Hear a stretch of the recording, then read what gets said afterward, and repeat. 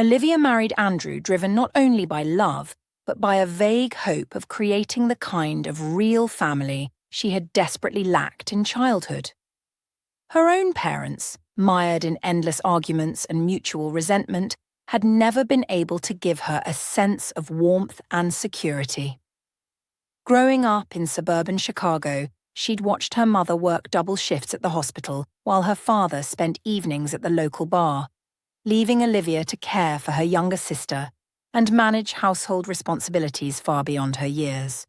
Andrew, with his gentle nature and apparent helplessness in practical matters, seemed to her like a grown child in need of her care and support. And Olivia, accustomed since childhood to taking on responsibility, gladly accepted this role. At first, everything went well enough. Andrew was attentive and caring as a husband, though somewhat immature. He frequently consulted his mother about everything, but this didn't bother Olivia much initially. She attributed it to his close family relationships and hoped that over time he would become more independent. However, it soon became obvious that Olivia's financial situation was indeed more stable than Andrew's. He worked as a regional manager at a mid-sized consulting firm, earning a decent salary of around $75,000 annually, but spent most of it on his hobbies: fishing trips to Wisconsin, hunting expeditions, expensive electronics, and craft beer tastings with his college buddies. Olivia, who held the position of chief financial officer at a Fortune 500 company based in downtown Chicago, earned significantly more, close to $180,000, and knew how to manage money rationally. She had learned early from watching her mother struggle that financial security required discipline and planning. From the first years of marriage, Andrew's parents, Linda and Robert, began regularly organizing joint celebrations. At first, these were modest family gatherings in their Naperville home, but over time, the scale of events grew. Birthdays, anniversaries, wedding celebrations, every occasion was marked lavishly, with invitations to numerous relatives and family friends. And each time, somehow the expenses for food, gifts, and restaurant bills fell on Olivia's shoulders. Linda had mastered the art of delicate but persistent hints. "Oh, Olivia, honey, you're just so much better at planning budgets than the rest of us." Or, "Andrew just doesn't have a head for these financial things, but you're such a smart cookie." Andrew, as a rule, silently agreed with his mother, considering this perfectly normal. "You earn more. It's not hard for you," he often said, without thinking about what lay behind those words. At first, Olivia didn't object. She wanted to be a good wife and daughter-in-law. She wanted to be loved and accepted into the family. She sincerely tried to please her in-laws, buying them expensive Christmas and birthday gifts, organizing elaborate holiday dinners, paying restaurant bills without complaint. It seemed to her a small price to pay for peace and harmony in the family. But over time, the amount of expenses reached enormous proportions. Regular vacation trips to Florida and California, expensive furniture from Pottery Barn and West Elm, top-of-the-line appliances, complete home renovations for the in-laws' house. All of this was paid for from Olivia's pocket. She tried not to create conflict, not to cause scenes for the sake of family peace. It seemed to her that if she remained silent and endured, everything would work out. Andrew would become more independent, and his parents more grateful. But time passed, and nothing changed.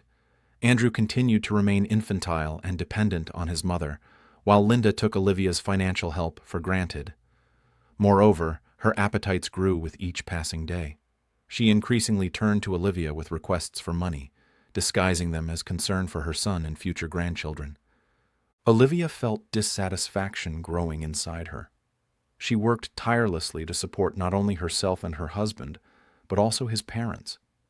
She denied herself many things, economizing on clothes and entertainment to pay for other people's pleasures.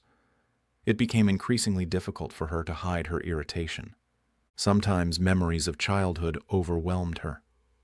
She remembered how hard her mother had worked to feed the family, how she'd come home exhausted from her nursing shifts, her feet swollen, only to start cooking dinner and helping with homework. Her father, eternally absent either at work or at Murphy's Tavern, hardly participated in raising the children or helping with household chores. Olivia understood early that if she wanted to achieve anything in life, she had to rely only on herself. Perhaps that's exactly why she tried so hard to please Andrew's family. She wanted to create that very ideal family she had never had. She wanted to be loved and valued, for her efforts to be noticed and appreciated, but instead she felt like nothing more than a cash cow being used for selfish purposes. Olivia remembered that day when Linda asked her to pay for a spa retreat to Scottsdale for herself and Robert. "Olivia, dear, my back has been acting up terribly," she complained, dramatically placing her hand on her lower back. "The doctors say I urgently need to go to this wellness retreat, but Robert and I just don't have the money right now. You know how tight things are on a fixed income." Olivia then silently took out her credit card and paid for the $4,500 package. But inside, everything boiled with indignation. She understood that this was crossing all boundaries. She could no longer tolerate this injustice. Olivia often remembered her grandmother's words, "Don't let anyone climb on your back, sweetheart, or you'll spend your whole life carrying someone else's load." Grandma Rose had been a wise woman who always spoke the truth to your face. She had survived the Great Depression, raised 5 children while working in a factory, and never let anyone take advantage of her kindness. Olivia regretted not listening to her advice sooner. And now, on the eve of her mother-in-law's 60th birthday celebration, Olivia realized she could no longer live this way. She decided to put an end to this financial exploitation. She thought long about how to do it without hurting Andrew and destroying the family, but then understood there was no other way out. She had to protect herself and her interests. Olivia prepared for the anniversary celebration in advance. She decided that at the banquet she would reveal the truth and announce the end of her financial sponsorship. Olivia understood that her action would cause a scandal and lead to serious consequences, but she was ready for it. She was no longer afraid of losing Andrew and his family. She realized that her own happiness and well-being were more important than anything else. On the day of the anniversary, Olivia felt unusually calm and confident. She knew she was making the right choice. She was no longer a victim, but a strong and independent woman who controlled her own life. She was ready for a new life, full of possibilities and prospects. The private dining room at Chez Laurent, an upscale French restaurant in downtown Chicago, buzzed with elegant conversation. Guests were seated at tables decorated with white orchids and flickering candles. The atmosphere was festive and refined. Laughter and animated conversations intermingled with soft jazz music playing in the background. The tables groaned under the weight of exquisite dishes, lobster thermidor, filet mignon, truffle risotto, from which appetizing aromas wafted. Linda and Robert sat at the head table, basking in attention and congratulations. Linda, in her elegant black cocktail dress from Nordstrom that Olivia had bought her for Christmas, glowed with pleasure as she accepted numerous compliments and gifts. Her perfectly styled silver hair caught the candlelight, and her diamond earrings, another gift from Olivia, sparkled as she turned her head to acknowledge each well-wisher. Robert, as always, was more reserved, but his face also wore a satisfied smile as he sipped his scotch. Andrew sat next to Olivia, occasionally casting worried glances at her. He somehow sensed tension and awkwardness in the air, though he couldn't quite place what was wrong. Olivia sat straight, smiling restrainedly. Inside her, a hurricane of emotions raged, but outwardly she seemed calm and composed. She felt like a stranger at this celebration of life, as if observing what was happening from the sidelines. All these smiles, toasts, and false compliments seemed unbearable to her. She could no longer pretend and play the role of a happy and grateful wife. Time passed. Guests raised toasts, wishing the anniversary couple many years of happy life together. Linda graciously accepted congratulations, not forgetting to mention how much she had done for her family and how much everyone loved her. 60 years of living. And I can honestly say my greatest achievement has been raising my wonderful son Andrew, and now gaining such a generous daughter-in-law, she declared, raising her champagne flute with a theatrical flourish. Robert modestly nodded in response, allowing his wife to be the center of attention. Andrew also raised a toast, thanking his parents for everything they had done for him. He spoke of their love, care, and wisdom, his voice thick with emotion and perhaps a bit too much wine. Olivia listened to his words with a bitter smile. It seemed to her that he lived in some parallel world where money appeared from nowhere, and she was merely an appendage to his comfortable life. She thought about the $89,000 she had spent on his family in the past year alone, a figure she had calculated meticulously, down to the last Starbucks gift card for Linda's book club friends. After the toasts, servers began bringing out the main courses. Guests eagerly consumed the delicacies, discussing recent news and social gossip.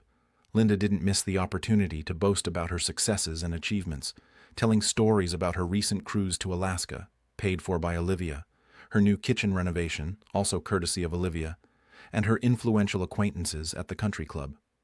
"You simply must see the photos from our Alaska cruise," Linda gushed to her sister Margaret. "The glaciers were absolutely breathtaking, and our suite had the most wonderful balcony overlooking the inside passage. Robert and I felt like royalty." She conveniently omitted mentioning who had paid the $8,000 for their mini suite with balcony. Olivia silently listened to her, feeling anger and disgust rising within her. She remembered working late into the night for 3 consecutive weeks to close a major acquisition deal, the stress-induced migraines, the missed dinners, all so she could afford to send her in-laws on that cruise while she herself hadn't taken a real vacation in over 2 years. Finally, when everyone had eaten their fill and relaxed somewhat, the server brought the check. The young man in his crisp white shirt politely extended it to Linda. She glanced at the total, $2,847 for 12 people, and carelessly tossed out her usual line. "Oh, sweetheart, you'll take care of this as always, won't you?" Gesturing toward Olivia with a dismissive wave of her manicured hand. Silence fell over the room. All eyes turned to Olivia. Everyone waited for her reaction. Everyone was accustomed to her always paying without question. Olivia calmly looked at her mother-in-law. In her eyes was neither fear nor guilt, only determination and exhaustion. She slowly reached for the collection of gift envelopes that guests had brought for the birthday celebration and began counting the money contained within. "There's $2,300 here," she said calmly, counting the money aloud. "That should cover the bill with a nice tip for our server." Then she pulled a thick manila folder from her large purse, a folder she had carefully prepared in advance. This was the folder where she kept all receipts, bank statements, and documents confirming her financial investments in her husband's family over recent years. "And this," she said, raising the folder. "Consider this a little addition to your anniversary celebration." She opened the folder and began slowly turning pages, showing all those present the numerous documents. "Here are collected all my expenses on your family for the past year. Grocery bills from Whole Foods and Costco, utility payments for this house, car repairs for both vehicles, gifts for birthdays and holidays, vacation expenses, entertainment costs, restaurant bills, everything you've grown so accustomed to enjoying." Deathly silence reigned in the room. Guests looked at Olivia in amazement, not understanding what was happening. Linda's face turned purple with anger and indignation. Andrew sat as if paralyzed, unable to utter a word. Robert lowered his eyes, feeling awkwardness and shame wash over him. Olivia continued speaking. Her voice sounded calm and confident, although inside everything trembled with excitement. "The total amount of my expenses this year is $89,247 that I earned through my own labor and that you spent on your pleasures, without thinking about how difficult this is for me." She paused, surveying the faces of those present. The silence was so thick you could cut it with a knife. "And today I want to announce that I will no longer pay for other people's pleasures. I'm tired of being your personal ATM, your financial safety net. I want to live my own life, do what I enjoy, and spend my money on myself." Linda froze like a statue, her mouth slightly agape, a fork full of chocolate mousse suspended halfway to her lips. Robert seemed to shrink into his chair, trying to become invisible. Andrew looked as if someone had punched him in the stomach. He blinked rapidly as if he couldn't believe his ears. The silence in the room was so dense it seemed almost tangible. The soft jazz music continued playing, creating a surreal backdrop to the unfolding drama. Olivia rose from the table, leaving her half-eaten slice of birthday cake on the plate. She felt dozens of stares upon her but tried not to pay attention to them. The most important thing was that she had done what she needed to do. The words had been spoken, the cards laid on the table. Now all that remained was to wait for the consequences. Andrew finally came to his senses. He jumped up from his chair, nearly knocking over his wine glass. "Olivia, what are you doing?" he croaked, looking at her in bewilderment. "Why did you air all this in public?" Olivia stopped, turned to him, and calmly replied, "Because this concerns everyone, and because I can no longer remain silent." She saw confusion and incomprehension in his eyes. Andrew had never been used to solving problems. He always preferred to hide behind his mother's or wife's back. Now he found himself alone with reality, and this reality clearly didn't appeal to him. Linda snapped out of her stupor. An expression of rage appeared on her face, one that Olivia had seen many times before. "How dare you?" she hissed, rising from her seat. "You've ruined the celebration, humiliated us in front of our guests." Olivia sighed. She knew this would happen. Linda would never admit her guilt. She would always find a way to shift it onto someone else. "I didn't want to humiliate anyone," Olivia replied, trying to maintain her composure. "I simply told the truth that you all preferred to ignore." Linda snorted contemptuously. "Truth? Your truth? You're just jealous of our happiness. You think we don't see how you look at Andrew? You want to turn him against us?" Olivia felt anger boiling inside her. She had endured these humiliations, these manipulations, these constant reproaches for so many years, but now she wasn't going to remain silent. "I want Andrew to be independent," Olivia answered, looking directly into Linda's eyes. "I want him to make his own decisions, earn his own money, be responsible for his own life. But you're just keeping him in a golden cage, depriving him of the opportunity to become a real man."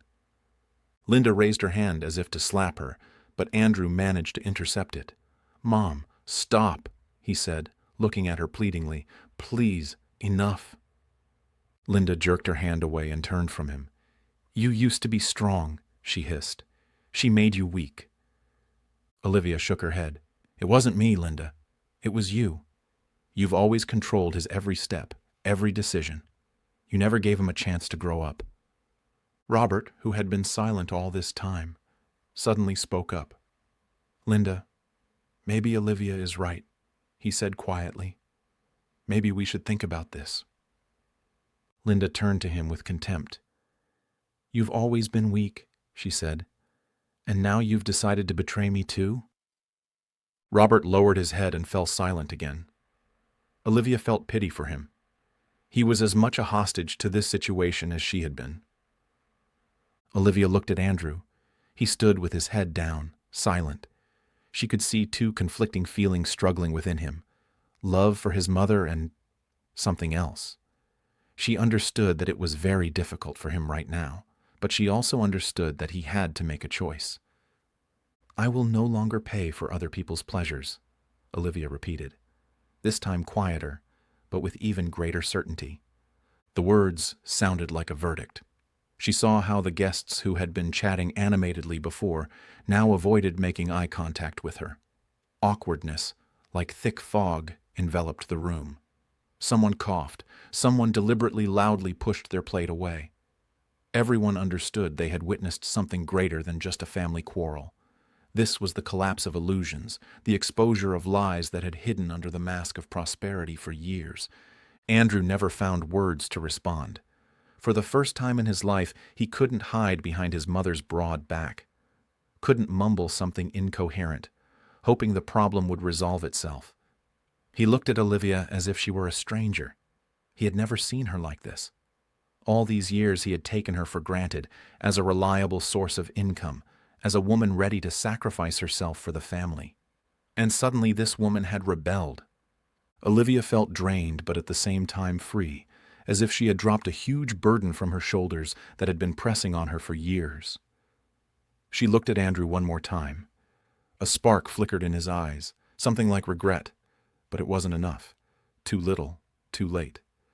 "I'm leaving," she said quietly, but so everyone could hear.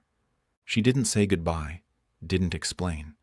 Everything had already been said. She simply turned and headed for the exit. Behind her, she heard muffled voices, fragments of phrases. Linda had finally recovered and was angrily shouting something. Andrew tried to say something, but his voice was drowned in the general commotion. Olivia didn't look back. She walked out of the restaurant and breathed in the fresh night air. Chicago hummed around her, living its usual life, as if nothing had happened. But for Olivia, this evening had become a turning point. She had crossed the line separating her from a new life. When she reached her apartment in Lincoln Park, the one-bedroom condo she had bought before marriage and kept just in case, Olivia felt a strange relief. This was her sanctuary, a place she had always maintained as a quiet harbor where she could return if something went wrong. And now that time had come. The apartment greeted her with silence and peace. There was no gaudy luxury imposed by Linda's taste, no items bought on credit to maintain status. Here were only her things, her books, her favorite photographs from college trips to Europe, her grandmother's quilt, her collection of first edition novels. Olivia went into the bedroom and sat on the bed. She felt exhausted, but didn't want to sleep. Fragments of memories, faces, and words swirled in her head. She remembered her childhood, her mother who had worked 2 jobs to feed the family. She remembered how she had dreamed of a strong, loving family, of a home where understanding and support reigned, and how wrong she had been. She sat in the darkness for a long time. Going through the events of recent years in her memory, she remembered how gradually, step by step, she had allowed her husband's family to take advantage of her, how she had justified their laziness and irresponsibility, how she had closed her eyes to their manipulations. She thought that if she was good enough, generous enough, she would win their love and recognition. But instead, she had become nothing more than a cash cow, a source of income that could be used indefinitely. The next day, Olivia woke with a sense of determination. She knew that many difficulties awaited her, but she was ready for them. She called her attorney, Patricia Morrison, a sharp divorce lawyer she had worked with on corporate acquisitions, and asked her to begin divorce proceedings. She no longer wanted anything to do with Andrew and his family. Then she called her office and requested a leave of absence. She needed time to collect herself, to sort through her thoughts and feelings, to understand what she wanted from life. In the following days, Olivia busied herself with putting her affairs in order. She reviewed her financial plans, transferred insurance policies, closed joint accounts with Andrew. She felt as if she were preparing for a long journey. She also began taking care of herself. She enrolled in a yoga studio in her neighborhood, started swimming at the local YMCA, began meeting with friends she hadn't seen in a long time. She tried to fill her life with new experiences, new emotions, new people. It wasn't easy. She often thought about Andrew, remembered their years together, their dreams and hopes. She asked herself, could I have acted differently? Could I have saved our marriage? But then she remembered how she had been used, how she had been deceived, how she had been unappreciated, and she understood that she had made the right choice. A few weeks later, Olivia felt she was beginning to recover. She returned to work, full of energy and enthusiasm. She threw herself into her projects, began spending more time with her colleagues and clients. She felt that she was living again, breathing deeply again. One evening, Andrew called her. She hesitated for a long time before answering. "Olivia," he said in a quiet, guilty voice, I wanted to apologize." Olivia remained silent. She didn't know what to say. "I understand that I was wrong," Andrew continued. "I was blind. I was stupid. I let Mom manipulate me. I didn't value you. I'm very sorry." Olivia felt something warm stir in her heart. She wanted to forgive him, wanted to believe in his sincerity, but she knew it was impossible. Too much water had flowed under the bridge. Too much pain had been caused. "Andrew," she said quietly. "I appreciate your apology, but I think it's all over for us. We've become too different. We want different things from life. I wish you all the best."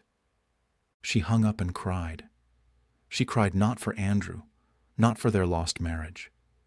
She cried because her dream of a happy family had never come true. But through her tears she saw hope. She realized that her life wasn't over, that much new and interesting awaited her ahead. She understood that she was a strong and independent woman, capable of building her life the way she wanted.